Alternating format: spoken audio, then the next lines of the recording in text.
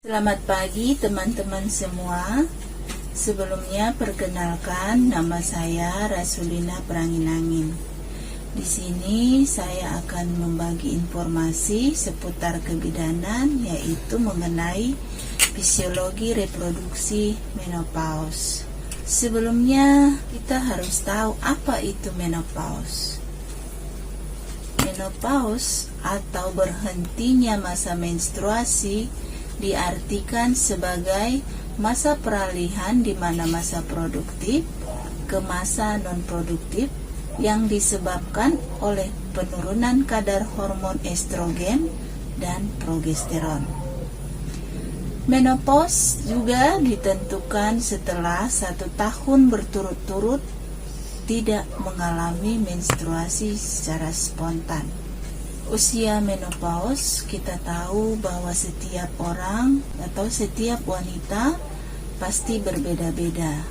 Biasanya dimulai pada umur 50 sampai 51 tahun.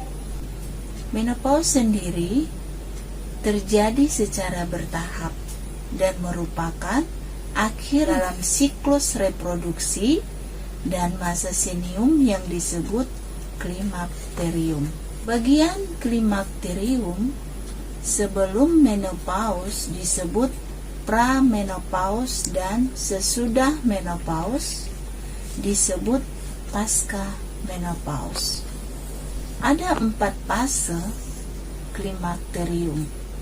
Di antaranya yaitu 1. Fase premenopause. Fase ini dimulai dari saat wanita berusia 40 tahun, ditandai dengan siklus haid yang tidak teratur, memanjang keluar darah haidnya, sedikit atau banyak, dan kadang-kadang disertai dengan rasa nyeri. Yang kedua yaitu perimenopause.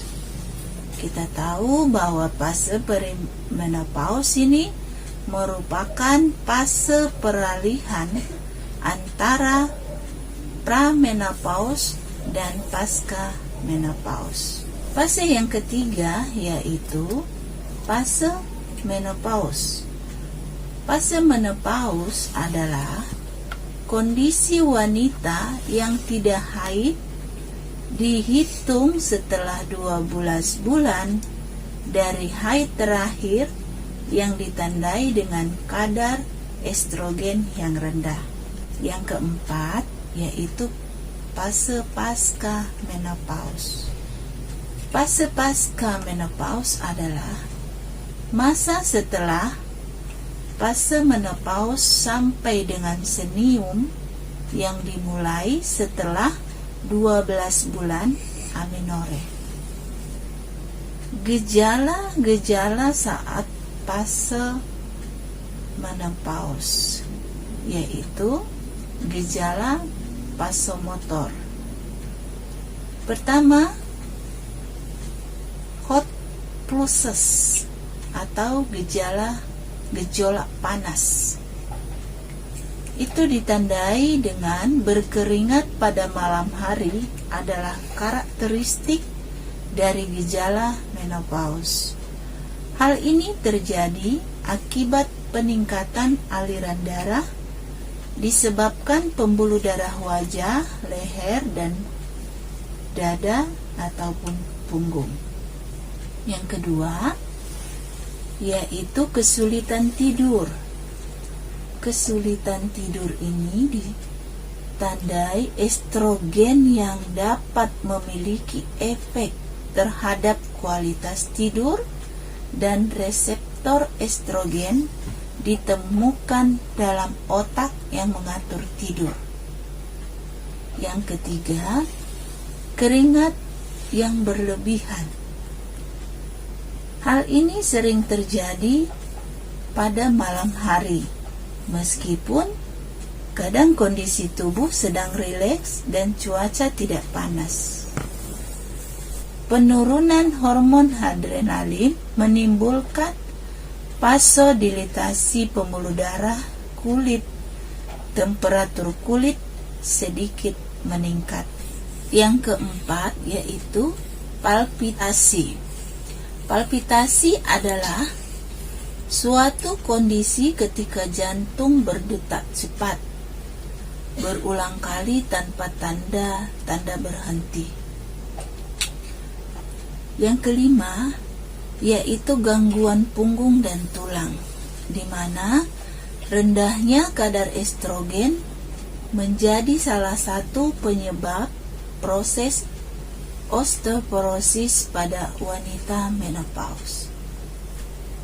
Yang kedua yaitu gejala psikologis, di mana terjadi perubahan emosi. Di sini perubahan emosi tampak pada kelelahan mental, menjadi lekas marah, dan perubahan suasana hati yang begitu cepat. Maka itu perlu pendekatan khusus seperti obrolan ringan dengan sahabat yang pernah mengalami hal yang sama agar menjadi dukungan emosi yang terbaik. Selanjutnya, sering terjadi yaitu mudah lelah. Seringkali muncul ketika menjelang masa premenopause. Kenapa? Karena terjadi perubahan hormonal pada wanita, yaitu terutama perubahan hormon estrogen. Dan berikutnya yaitu penurunan daya ingat dan mudah tersinggung.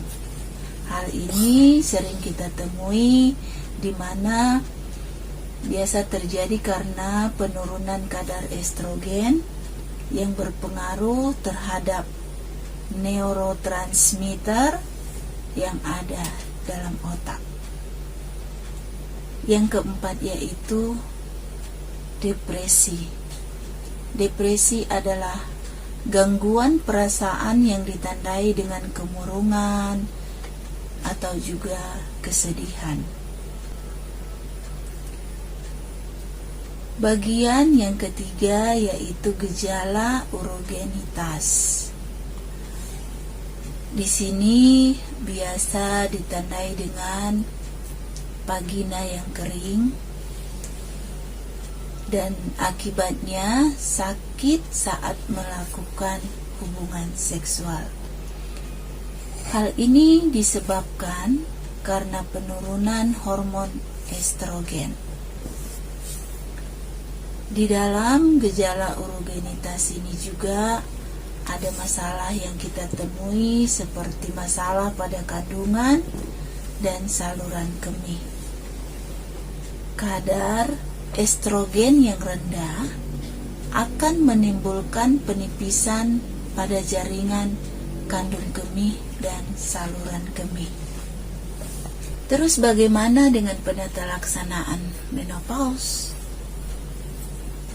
Penata laksanaan menopause adalah secara umum perlu ditekankan bahwa masa ini bukan berarti berakhirnya suatu kehidupan, melainkan justru berarti mulainya suatu tingkat kehidupan yang baru. Dan ada juga pengobatan secara simptomatik non-hormonal,